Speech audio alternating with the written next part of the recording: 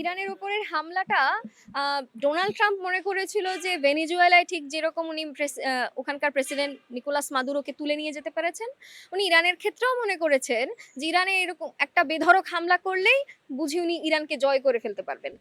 যেইটার কারণে আপনি আজকে দেখবেন আজকে মার্কিন যুক্তরাষ্ট্রে নো কিংস মুভমেন্ট চলছে।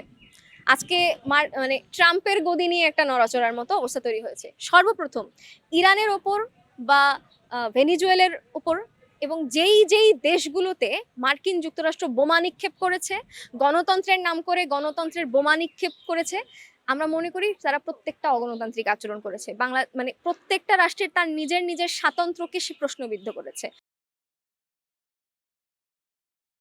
ইরানের উপরের হামলাটা ডোনাল্ড ট্রাম্প মনে করেছিল যে ভেনেজুয়েলায় ঠিক যেরকম উনি ওখানকার প্রেসিডেন্ট নিকোলাস মাদুরোকে তুলে নিয়ে যেতে পেরেছেন, উনি ইরানের ক্ষেত্রেও মনে করেছেন যে ইরানে এরকম একটা বেধড়ক হামলা করলেই বুঝি উনি ইরানকে জয় করে ফেলতে পারবেন। যেইটার কারণে আপনি আজকে দেখবেন আজকে মার্কিন যুক্তরাষ্ট্রে নো কিংস মুভমেন্ট চলছে। আজকে মানে ট্রাম্পের গদি নিয়ে একটা নড়াচড়ার মতো অবস্থা তৈরি হয়েছে। সর্বপ্রথম ইরানের ওপর বা ভেনিজুয়েলের উপর এবং যেই যেই দেশগুলোতে মার্কিন যুক্তরাষ্ট্র বোমা নিক্ষেপ করেছে, গণতন্ত্রের নাম করে গণতন্ত্রের বোমা নিক্ষেপ করেছে, আমরা মনে করি তারা প্রত্যেকটা অগণতান্ত্রিক আচরণ করেছে। বাংলা মানে প্রত্যেকটা রাষ্ট্রের তার নিজের নিজের স্বাতন্ত্র্যকে সে প্রশ্নবিদ্ধ করেছে। আমরা ইরানের জনগণের মুক্তি চাই, কিন্তু আমরা মনে করি ইরানের জনগণের স্বাধীনতা ইরানের জনগণকে সিদ্ধান্ত নিতে হবে। ইরানের জনগণ কিভাবে করে তাদের নিজেদের স্বাধীন দেখতে চায়, কিভাবে করে সে তার দেশকে দেখতে চায়, সেটা ইরান ঠিক করবে।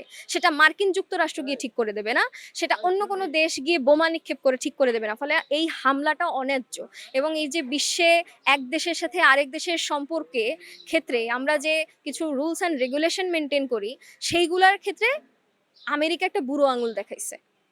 দেশে মানে আমরা বলতেছিলাম না এতদিন যে দেশে কোনো আইন শৃঙ্খলা নাই, সমগ্র বিশ্বে কোনো আন্তর্জাতিক সংহতি নেই।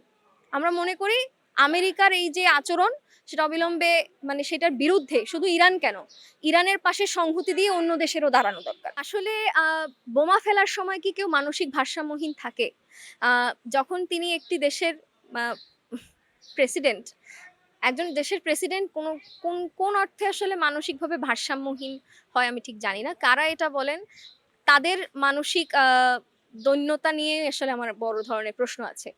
প্রথমত আ শুধু প্রেসিডেন্ট ডোনাল্ড ট্রাম্প কেন, তার আগেও মার্কিন যুক্তরাষ্ট্রের যে কয়জন প্রেসিডেন্ট ছিলেন, বারাক ওবামাকে নিয়েও আমি সে সময়ও বলতে পারি। বারাক ওবামা তো নাকি অনেক সোবার একজন মানুষ ছিলেন। তাই বলে কি মার্কিন যুক্তরাষ্ট্রের বোমা নিক্ষেপ কর্মসূচি বন্ধ ছিল? বন্ধ তো ছিল না। সেই সময়ও অন্য দেশের সার্বভৌমত্বকে প্রশ্নবিদ্ধ করে মার্কিন যুক্তরাষ্ট্র বোমা ছুঁড়েছে। আজকে ডোনাল্ড ট্রাম্পের সময়ও সেটা বোমা ছুঁড়েছে। অর্থাৎ মার্কিন যুক্তরাষ্ট্রের ইকোনমি দাঁড়িয়েই আছে কিভাবে সে অন্য দেশের উপরে বোমা ছুঁড়ে নিজেকে টিকিয়ে রাখতে পারে। এই বোমা ছোড়া রাজনীতির বিরুদ্ধে আমরা দাঁড়াই। এই বোমা ছোড়া অর্থনীতির বিরুদ্ধে আমরা দাঁড়াই। যুদ্ধ না হইলে কিন্তু মার্কিন যুক্তরাষ্ট্রের অর্থনীতি চলবে না। যুদ্ধ না হইলে অস্ত্র বিক্রি হবে না। অস্ত্র বিক্রি না হইলে এখানকার যে খলিলুর রহমান, তারা মানবিক করিডোরের নামে অমানবিক করিডোর প্রস্তাব করতে পারবেন না। ফলে মার্কিন যুক্তরাষ্ট্রের বেঁচে থাকার জন্য এগুলো যুদ্ধ তাদের খাবার। আর আমাদের মতো যুদ্ধবিহীন মানুষের জন্য, যুদ্ধবিরোধী মানুষের জন্য শান্তিটা আমরা চাই।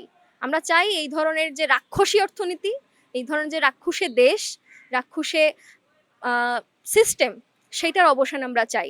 এই কারণে আমরা মার্কিন যুক্তরাষ্ট্রে এখন যে মুভমেন্টটা চলছে নো কিংস মুভমেন্ট, আমরা সেটার সাথে সংহতি জ্ঞাপন করি, সেই দেশের মানুষের লড়াইয়ের সাথে জ্ঞাপন করি এবং প্রত্যেকটা যুদ্ধবিরোধী মানুষের একজন হিসেবে আমি বলতে চাই ইরানের ওপরে যে আক্রমণটা চলেছে সেটা সম্পূর্ণ মাত্রায় অন্যায্য, সম্পূর্ণ মাত্রায় অমানবিক, সম্পূর্ণ মাত্রায় অগণতান্ত্রিক। এবং সকল দেশকে সে যদি গাজা ভেবে বসে থাকে, তাহলে মার্কিন যুক্তরাষ্ট্র অনেক ভুল করবে। আমেরিকার সাথে যেই রিসিপ্রোক্যাল ট্যারিফ ট্রেড এগ্রিমেন্ট নামে যে বাণিজ্য চুক্তিটা জাতীয় নির্বাচনের ঠিক ৩ দিন আগে ৯ ফেব্রুয়ারি সাইন করা হয়েছিল, সেই সাইন করার পেছনে কলকাঠিটা নাড়ার পেছনে অন্যতম ছিল এখন যিনি টেকনোক্র্যাট টোটায় বাংলাদেশের পররাষ্ট্রমন্ত্রী হয়েছেন সেই খলিলুর রহমানের। এবং আসলে এই চুক্তিটার কার্যকর করতে হবে কি হবে না এটা নির্ভর করছে এই চুক্তি দ্বারা আমার দেশের জনগণ, আমার দেশের অর্থনীতি লাভবান হবে নাকি ক্ষতিগ্রস্ত হবে এই প্রশ্নের উপরে। এবং আমরা মনে করি খুবই স্পষ্টভাবে ওই চুক্তির প্রতিটা লাইন পড়লেই যে কোনো বুদ্ধি সম্পূর্ণ মানুষ মনে করবে এই চুক্তিটা আমার দেশের অর্থনীতি এবং আমার দেশের সার্বভৌমত্বের জন্য হুমকি স্বরূপ। চুক্তির এগ্রিকালচার পার্টের ক্ষেত্রে আমার এখানকার যে কাঁচামাল উৎপাদক যারা আছে, তারা এখানে উৎপাদন করার ক্ষেত্রে সরকার কর্তৃক তাদেরকে ভর্তুকি দেওয়া হবে কি হবে না, সেই ক্ষেত্রে মার্কিন যুক্তরাষ্ট্রের হস্তক্ষেপের বিষয় এখানে উল্লেখ করা আছে। এবং একই সাথে মার্কিন যুক্তরাষ্ট্র থেকে আমার দেশ যদি কোনো কিছু আমদানি করে, তাহলে তারা তো সেখান থেকে তারা রপ্তানি করছে, তাদের সেই পণ্যের ওপরে আমার দেশের সরকার তাদের এই রপ্তানি বাণিজ্যের উপরে কোনো শুল্ক আরোপ করতে পারবে না। এই ধরনের কথাবার্তা সেখানে উল্লেখ করা আছে। আরো একটা বিষয় হচ্ছে যে আমার দেশের যেই পোল্ট্রি ইন্ডাস্ট্রি যেটা আছে, আমার দেশের কৃষিটা ঠিক যেই বিষয়গুলোর উপরে নির্ভরশীল, সেই বিষয়গুলোর ওপরে একটা একক স্যাংশন সেখানে আরোপ করা হয়েছে। যদি কোনো আমার দেশের মানুষ যদি রাষ্ট্র যদি পোল্ট্রি কোনো আইটেম বিদেশ থেকে আমদানি করতে চায়, তাহলে সেটা তাকে শুধুমাত্র মার্কিন যুক্তরাষ্ট্রের ফার্মার্সদের থেকেই কিনতে হবে। যদি সেই দরটা অত্যন্ত বেশি হয় তাহলেও তাকে সেখান থেকেই কিনতে হবে। কিন্তু একই সময় মার্কেট ইকোনমিতে যদি তার থেকে কম দরে একই আইটেম কেনা সম্ভব হয়ে থাকে, সেই চুক্তি মোতাবেক আমার দেশ সেই জায়গা থেকে ওই বিষয়গুলো আমদানি করতে পারবে না, কিনতে পারবে না। তাহলে আমার দেশের সরকার ব্যবস্থায় আমার রাষ্ট্র কিভাবে চলবে, আমার সরকার কোথায় ভর্তুকি দেবে, কিভাবে করে আমার দেশের অর্থনীতির প্রতিটা খাত এখানে পরিচালিত হবে, সেই স্বাধীনতায় হস্তক্ষেপ করার চুক্তি হচ্ছে এই রিসিপ্রোক্যাল ট্যারিফ ট্রেড এগ্রিমেন্ট, যেটা বাণিজ্য চুক্তি হিসেবে সংক্ষেপে বলা হচ্ছে। এবং ৯ ফেব্রুয়ারি যে এটা সাইন করানো হলো, তার আগেই যখন এই বিষয়গুলা গোপনে ফাঁস করানো হয়েছিল, তখন থেকেই কিন্তু নানাভাবে আমার দেশের মানুষ এটার বিরোধিতা করেছে। এবং ঠিক তার আগেই আপনার আরেকটা আন্দোলন দেখবেন, সেটা হচ্ছে চট্টগ্রাম বন্দর এবং মানবিক করিডোরের মুভমেন্ট। এটা কিন্তু ঠিক তারই ধারাবাহিকতা, এই চুক্তি কিন্তু তার ধারাবাহিকতা।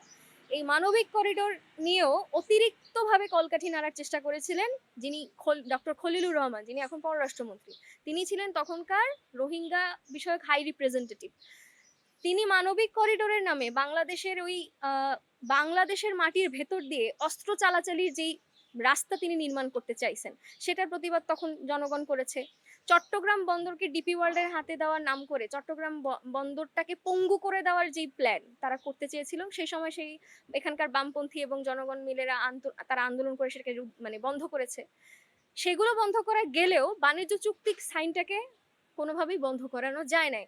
এবং আপনি খেয়াল করে দেখবেন ১২ই ফেব্রুয়ারি নির্বাচনের পর ১৮ই ফেব্রুয়ারি ওয়াশিংটনের হোয়াইট হাউস থেকে প্রধানমন্ত্রী তারেক রহমানকে অভিবাদন জানিয়ে একটি চিঠি পাঠানো হয়, এবং সেই চিঠিতে উল্লেখ করা হয়েছে ডোনাল্ড ট্রাম্প বলছেন যে তিনি আশা করেন অতি দ্রুতই এই যে বাণিজ্য চুক্তি সাইন করা হয়েছে সেটা অতি দ্রুত কার্যকর করানো হবে। এবং আপনারা দেখবেন মেলানিয়া ট্রাম্পের সাথে জোবাইদা রহমান এখন হ্যান্ডশেক করে বেড়াচ্ছেন। ফলে আমরা অবশ্যই চিন্তিত। এই চুক্তি আমার দেশের কৃষিকে নষ্ট করবে, এই চুক্তি আমার দেশের শিল্পকে নষ্ট করবে, এই চুক্তি এখানে যে উদ্যোক্তা যারা থাকেন, যারা স্বকর্মসংস্থান করে থাকেন, যারা নিজেদের উদ্যোগে আয়ের ইনকাম করে থাকেন, সেই রাস্তাকে বন্ধ করার চুক্তি হচ্ছে এই চুক্তি। আমার দেশের সমস্ত রকম স্বাধীনতাকে প্রশ্নবিদ্ধ করার চুক্তি হচ্ছে এই বাণিজ্য চুক্তি। ফলে আমরা এই বাণিজ্য চুক্তির বিরোধিতা করছি এবং এটা নিয়ে আমরা আন্দোলন গড়ে তোলার চেষ্টা করছি, সবাইকে সেখানে পাশে যাচ্ছি। মানুষ ঠিক তখনই স্বাধীন হয় যখন সে অর্থনৈতিকভাবে স্বাবলম্বী হয়ে দাঁড়ায়, সে অর্থনৈতিকভাবে কারণ মুখাপেক্ষী হয় না। আর এই সূত্রটা কি একটা রাষ্ট্রের ক্ষেত্রেও প্রযোজ্য নয়? একটা রাষ্ট্র ঠিক তখনই স্বাধীন হয় যখন সে অর্থনৈতিকভাবে নিজের যে শক্তিগুলো থাকে, নিজের যে শ্রমশক্তি থাকে, নিজের যেই সম্পদগুলো থাকে, তার যথার্থ ব্যবহার করে নিজের উৎপাদন প্রক্রিয়াকে সচল রাখতে পারে। আমার দেশে শ্রমশক্তির তো কোনো অভাব নেই। আমার দেশে কি শ্রমিকের কোনো অভাব আছে? আমার দেশে কি প্রকৌশলীদের কোনো অভাব আছে? আমার দেশে উৎপাদনকে সচল রাখার জন্য যেই জায়গাগুলো তৈরি করা দরকার তার কি কোনো অভাব আছে? কিন্তু আমার দেশে সেইগুলোকে সচল করানোর জন্য নিজেরা যে উদ্যোগটা নেবে, রাষ্ট্রীয় উদ্যোগে সেই কাজগুলো যে পরিচালিত করতে হবে, রাষ্ট্র উদ্যোগ নিয়ে এখানে নতুন নতুন শিল্প তৈরি করবে, নতুন নতুন কর্মসংস্থান তৈরি করবে, সেখানে একটা বড় রকমের অমনোযোগ আমরা প্রত্যেকটা শাসন ব্যবস্থায় দেখেছি। এবং আমরা সেখান থেকে আপনি দেখবেন যে এই অমনোযোগের কারণে ভারতের সাথে বাংলাদেশের যে নতজানু চুক্তিগুলো আছে, তিস্তা সহ ৫৪টা নদীর যে অন্যায্য হিস্সা, সেগুলো নিয়ে এখনো আমাদেরকে কথা বলতে হচ্ছে। আপনারা একটা বিষয় খেয়াল করেন, যারা এত ভারত বিদ্বেষ করছে, তারা কি একবারও ইউনূস সরকারকে বলেছিল ভারতের সাথে আওয়ামী লীগের সময়ে যেই সকল অপ্রকাশিত চুক্তি সাইন করা হয়েছে সেগুলোকে প্রকাশ করো। এই দাবি তারা কোনোদিনও করে নাই, বরং এই দাবি আমরা করেছি। আমরা সেই চুক্তিগুলোকে বাতিল করার জন্য দাবি করেছি। আমরা তিস্তা সহ আমার এই যে নদীর হিস্সার যে মানে অসম চুক্তি, সেইটাকে রোধ করার জন্য যে আন্দোলন, সেটা তো আমরা করতেছি। তাহলে দেখেন, ভারত বলি, চীন বলি, মার্কিন যুক্তরাষ্ট্র বলি, এদের যে সাম্রাজ্যবাদী চরিত্র, এদের যে অন্য দেশের অর্থনীতিতে হস্তক্ষেপ করার চরিত্র, এটা তারা করবে। আমার দেশের সরকারের দায়িত্ব হচ্ছে আমার দেশের অর্থনীতিকে তাদের ওপর নির্ভরশীল করে না তোলা, যেটা প্রত্যেক শাসক গোষ্ঠী করেছে। সেটা আওয়ামী লীগ করেছে ভারতের সাথে, যেটা এখন ইন্টারিম করেছে মার্কিন যুক্তরাষ্ট্রের সাথে, এখন যে বিএনপি সরকার এসছে তাদের মধ্যেও আমরা সেই আলামত দেখতে পাইতেছি। ফলে আমরা মনে করি বাংলাদেশের মানুষের কোনো সমস্যা নেই। বাংলাদেশের মানুষ পরিশ্রম করতে জানে, পরিশ্রম করে খেটে সে তার সংসার চালায়, সে উৎপাদন করে, সে কাজ করে খায়। আমার দেশের যে সরকার, সেই উৎপাদিত সম্পদকে আত্মসাৎ করে, সেই উৎপাদিত সম্পদকে লুট করে। যতদিন পর্যন্ত আমার রাষ্ট্র ব্যবস্থা থেকে এই লুটপাট করার মানসিকতা না যাবে, অর্থ পাচারের মানসিকতা না যাবে, আমার দেশের শক্তি এবং সম্ভাবনাকে নতুন নতুন কর্মসংস্থানে ব্যবহার করার চিন্তা তারা করতে সক্ষম না হবে, ততদিন পর্যন্ত বাংলাদেশ অর্থনৈতিকভাবে খুবই উন্নত রাষ্ট্র হইতে পারবে না।